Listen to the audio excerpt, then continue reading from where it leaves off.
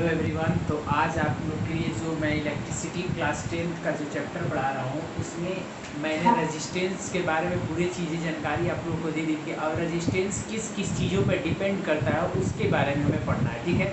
मतलब कि the factor which depend upon the resistance.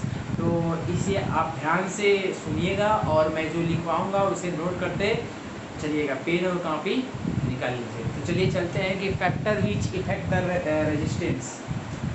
क्या क्या फैक्टर होते हैं। रेजिस्टेंस का मतलब मैंने बताया था कि एक कंडक्टर होता है, वो जब करंट को फ्लो करने को रोकता है उसी को बोलते हैं resistance. Resistance of a conductor is a obstacle which stop the flow of current. मैंने लिखवा चुका हूँ आपको नोट्स में प्रीवियस वीडियो में, ठीक है। तो क्या क्या कारण है जो रेजिस्टेंस निर्भर करता है, कहने का मतलब the factor which depend upon the resistance. पहला लेंथ, ठीक है। अब इसे ध्यान से समझिएगा।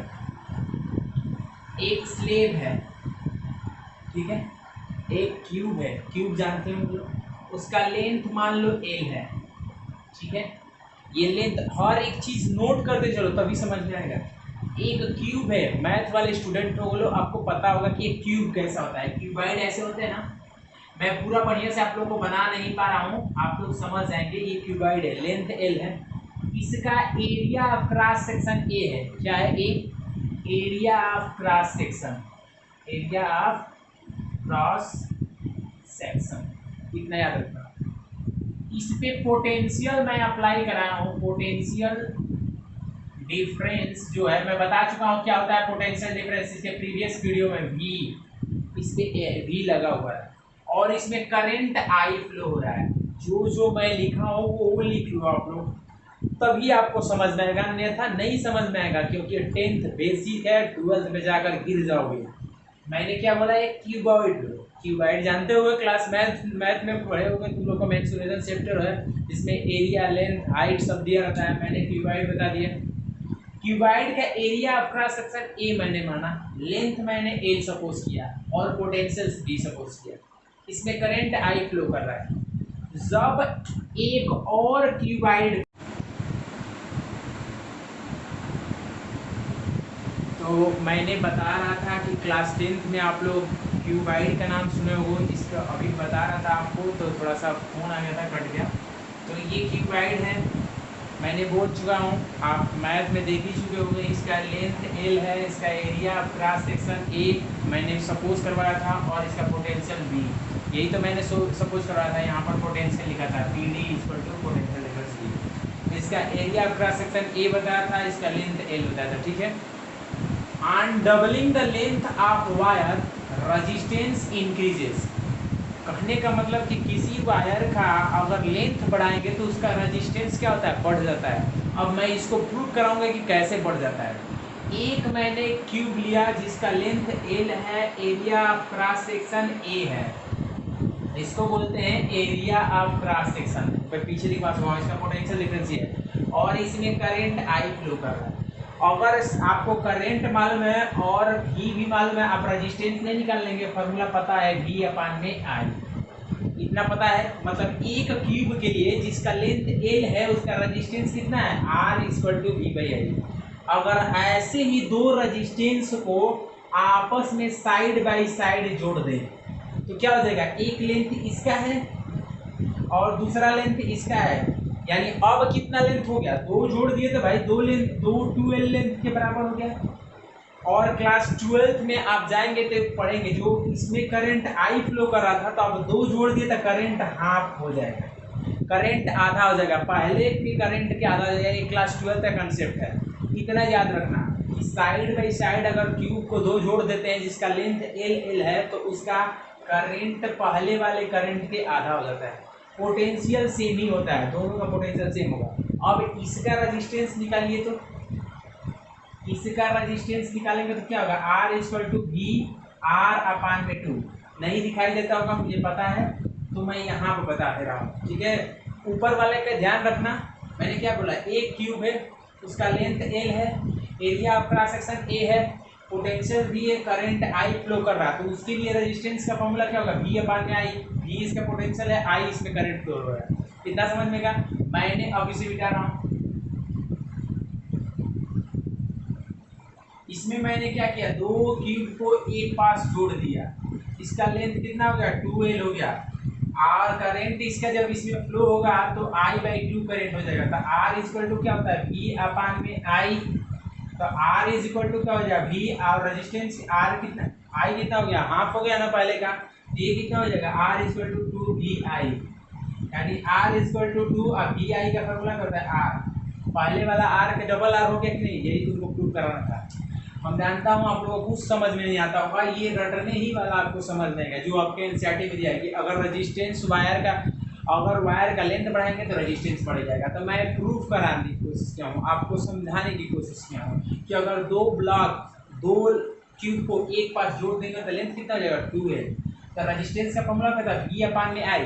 इसमें जो करंट फ्लो होगा वो पहले वाले करंट के आधा हो जाएगा। कब, जब दो क्यूब को जोड़ देंगे तब। एक नियम होता है कि करंट सीधे सीधे हाफ हो जाता है, ठीक है। तो इस करंट पे हाफ करंट रखोगे तो ये दो ऊपर चला जाएगा तो क्या हो जाएगा, पहले वाले रेजिस्टेंस के जो न्यू रेजिस्टेंस आया क्या होगा, डबल हो गया कि नहीं, यानी रेजिस्टेंस भी बढ़ जाता है, लेंथ बढ़ता है। तो ये तुम्हारा पहला पॉइंट। दूसरा पॉइंट नोट करते जाना।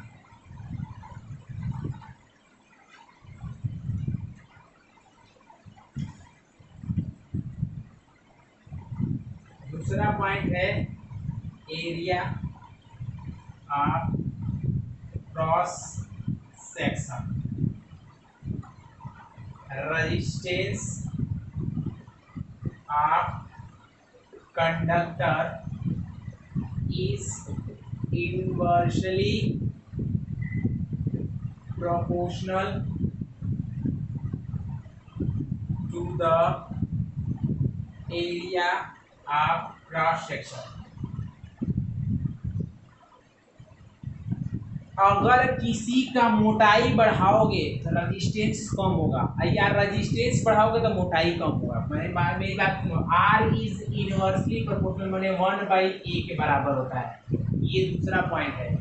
The area of cross section, area अगर मतलब वायर का, तार जो होता है उसका अगर मोटाई बढ़ाओगे तो रेजिस्टेंस कम हो जाएगा, अगर तार पतला करोगे तो रेजिस्टेंस ज़्यादा हो जाएगा। क्यों, क्योंकि पतला करोगे तो लंबाई बढ़ जाएगी, याद रहेगा। The resistance of conductor is inversely INVERS double LY है, प्रोपोर्शनल। लिख दे रहा हूँ, नहीं तो आप लोगों को कहीं समझ में भी नहीं आएगा तो फिर कहेंगे सर समझ में नहीं आ रहा है। Inversely proportional, inversely proportional.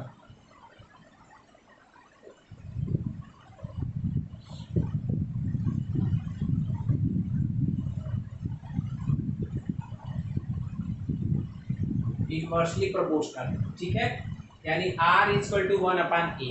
अब तीसरा जो फैक्टर है उसे ध्यान दीजिएगा। ये समझ में आया क्या, खोला, किसी भी ऑब्जेक्ट का, किसी भी वायर का जो रेजिस्टेंस होता है वो इनवर्सली प्रोपोर्शनल होता है उसके एरिया मतलब मोटाई। एरिया ए मतलब क्या है, area cross section.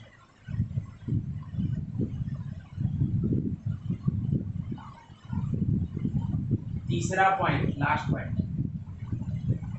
Nature of material. अब ये क्या होता है, नेचर ऑफ मटेरियल क्या होता है कि वायर कैसा मटेरियल से बना है। Resistance of wire also depend upon nature of material. तीसरा पॉइंट ये है, याद रखिएगा कि वायर किस मटेरियल से बना है। ये था आपका 3 पॉइंट।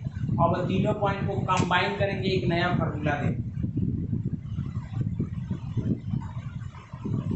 पहला पॉइंट में मैंने क्या पढ़ा था, resistance is directly proportional to L, मतलब लेंथ बढ़ाएंगे तो क्या होगा, रेजिस्टेंस बढ़ेगा। दूसरा पॉइंट पढ़ा था R is inversely proportional to 1/A। दोनों को कंबाइन करेंगे, on combining both equation first and second क्या हो जाएगा, R is directly proportional to L upon में एल, दोनों को जोड़ देंगे तो क्या हो जाएगा, एल अपान में ए आ जाएगा। और ये प्रोपोर्शनैलिटी साइन को हटाने के लिए कोई कांस्टेंट की जरूरत पड़ती है, हटाएंगे इसको तो R is equal to rho L upon में ए, ये हुआ एक्चुअल फार्मूला, याद रखना रो एल अपान में ए, याद रहेगा। इस रो को बोलते हैं specific resistivity, where rho is specific